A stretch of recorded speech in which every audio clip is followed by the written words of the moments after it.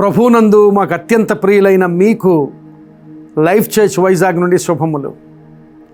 ప్రియులారా, ప్రతిదినము ఈ హోప్ ఫర్ టుడే సందేశాలు మిమ్ములను గొప్ప నిరీక్షణతోనూ ఆశీర్వాదంతోనూ నింపుతున్నాయని విని సంతోషిస్తూ దేవునికి స్తుతులు చెల్లిస్తూ ఉన్నాం.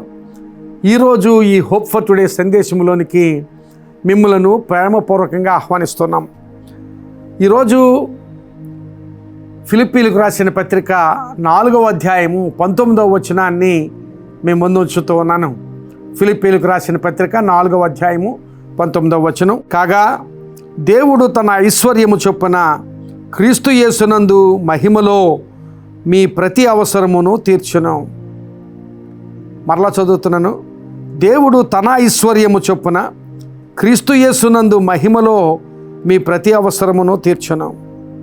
ప్రియులారా, దేవుడు మన అవసరతలను తీర్చుటను బట్టి రాయబడిన మాటలు ఇవి. ఫిలిప్పీ సంఘంలో ఉన్న విశ్వాసులకు రాస్తూ పౌలు మాట్లాడుతున్న మాటలు. దేవుడు తన ఐశ్వర్యము చొప్పున మన అవసరములను తీరుస్తాడు అని దేవుని వాక్యంలో రాయబడింది.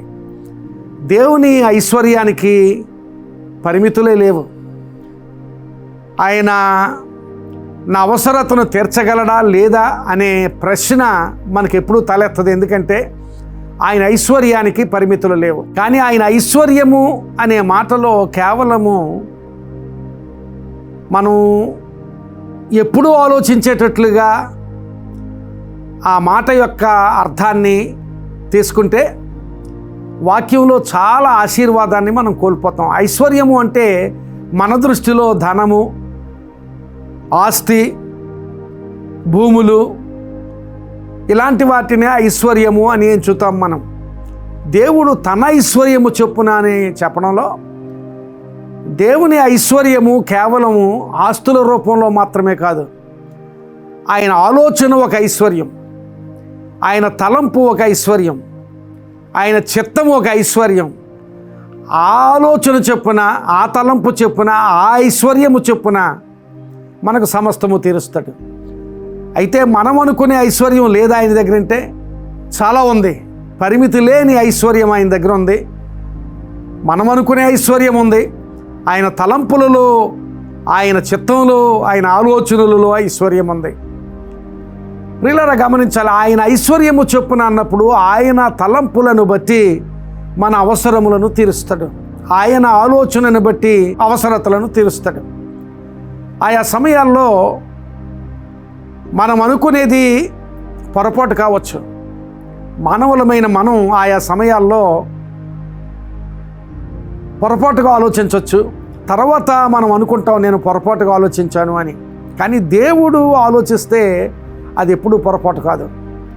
తన ఐశ్వర్యము చొప్పున అనే మాటలో తన ఆలోచన చొప్పున, తన ఆలోచనలో ఉన్న ఐశ్వర్యం, భావ ఐశ్వర్యం. ఆయన భావంలో ఐశ్వర్యం ఉంటుంది, ఆయన ఆలోచనలో ఐశ్వర్యం ఉంటుంది, ఆయన తలంపులో ఐశ్వర్యం ఉంటుంది. అలాంటి ఐశ్వర్యము చొప్పున నీ ప్రతి అవసరము తీర్చును. ఇశ్రాయేలీయులు ఐగుప్తు దాస్యం నుంచి విడిపించబడి కనాను వైపు ప్రయాణం చేస్తూ 40 సంవత్సరాల అరణ్యంలో ప్రయాణం చేశారు. అరణ్యంలో ప్రయాణం చేసినప్పుడు వారికి అవసరతలు ఉన్నాయి.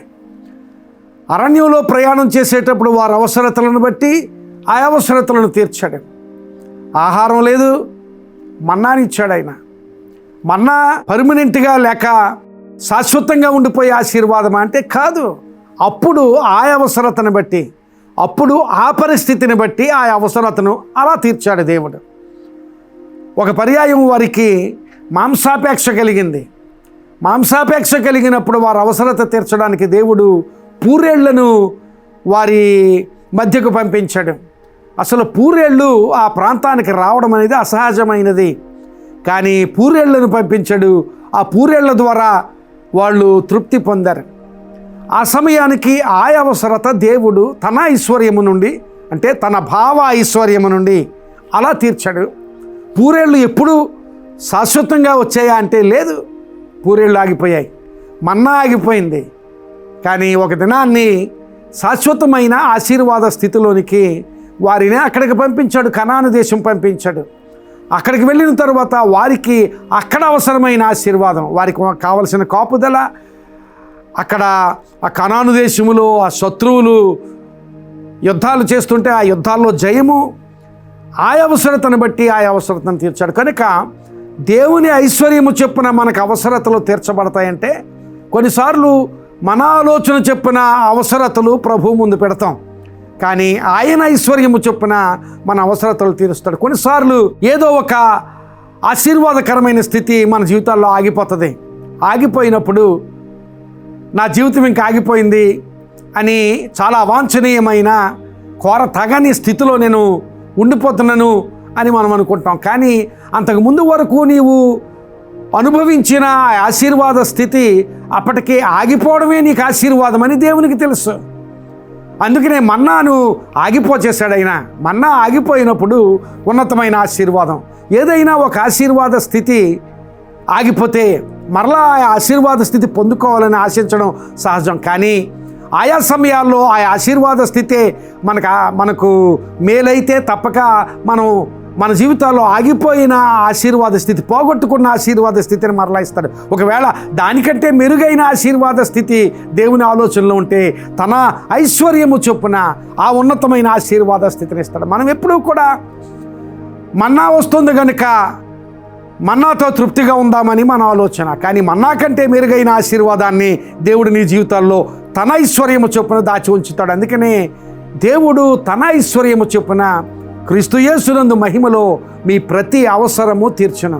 ప్రియులారా, మన ఆలోచన చొప్పున మన అవసరాలను ప్రభువు ముందు పెడతాం, కానీ మన ఆలోచన కంటే ఉన్నతమైన ఆలోచన, భూమి కంటే ఆకాశము ఎంత ఉన్నతమైనదో ఆయన తలంపులు, ఆయన ఆలోచనలు మన ఆలోచనల కంటే అంత ఉన్నతమైనవి గనక మనము అనుకునే అవసరతలు తీర్చబడితే ఒక పద్ధతిలో ఉంటుంది. కానీ దేవుడు తన ఐశ్వర్యము చొప్పున, తన భావ ఐశ్వర్యము చొప్పున, తన ఆలోచన ఐశ్వర్యము చొప్పున మన అవసరతలు తీరిస్తే మనం ఊహించలేం మన ఆశీర్వాదం ఎలా ఉంటుందో. అలాంటి ఆశీర్వాదం కోసం దేవుణ్ణి అడుగుదాం, దేవుని సన్నిధిలో కనిపెడదాం. నీ ఆలోచన చొప్పున నాకు ఈ అవసరత తీర్చు ప్రభు, నీ ఆలోచన చొప్పున నా అవసరతలు తీర్చు ప్రభు అని దేవునికి మన జీవితాలు అప్పగించుకుంటే తప్పకుండా అలాంటి ఆశీర్వాద స్థితి, దేవుని ఐశ్వర్యము చొప్పున దేవుడు నీకు ఆశీర్వాదం ఇస్తాడు.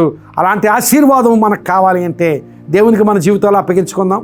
ఈ రోజున నా జీవితాన్ని నీకు అప్పగించుకుంటున్నాను ప్రభువా, నా ఆలోచన చొప్పున కాదు ప్రభువా, నీ ఆలోచన చొప్పున, నీ భావ ఐశ్వర్యం నుండి, నీ తలంపులలో ఉండే ఐశ్వర్యం నుండి, నీ చిత్తంలో ఉండే ఐశ్వర్యం నుండి నా అవసరతలు తీర్చు ప్రభువా అని ఆయనకు నీ జీవితాన్ని అప్పగించుకుంటే తప్పకుండా అలాంటి కార్యాన్ని చేసి నిన్ను ఆశీర్వదిస్తాడు.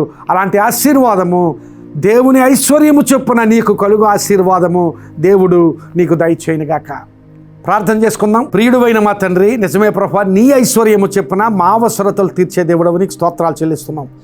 ఈ మాటలు విన్న వారందరూ అలాగూ నీ ఐశ్వర్యము చొప్పున వారి అవసరతలు తీర్చుకోగలిగేటట్లుగా, వారి అవసరతల్లో మేలు పొందుకోగలిగేటట్లుగా వారి జీవితాలు మీకు అప్పగించుకుని మీ ఐశ్వర్యము చొప్పున ఆశీర్వాదాలు పొందే అనుగ్రహం వారికి దయచేయమని ప్రార్థన చేస్తూ, వారి కుటుంబాల్లోనూ వారి వ్యక్తిగత జీవితాల్లోనూ ప్రతి అవసరతలోనూ సమస్యలలోనూ ప్రయత్నాల్లోనూ జయము దయచేయమని ప్రార్థన చేస్తూ మీ ఆశీర్వాదం వారి వ్యక్తిగత జీవితాల్లోనూ కుటుంబాల్లోనూ మెండుగా ఉంచుమని యేసునామమున అడుగుచున్నాము తండ్రి, amen. God bless you my friends. ఈ సందేశం మీకు ఆశీర్వాదకరంగా ఉంటే మీకు తెలిసిన వారికి ఈ వీడియోని షేర్ చేయండి. వాళ్ళు ఆశీర్వదించబడితే దేవుడు మిమ్మల్ని కూడా ఆశీర్వదిస్తాడు. God bless you.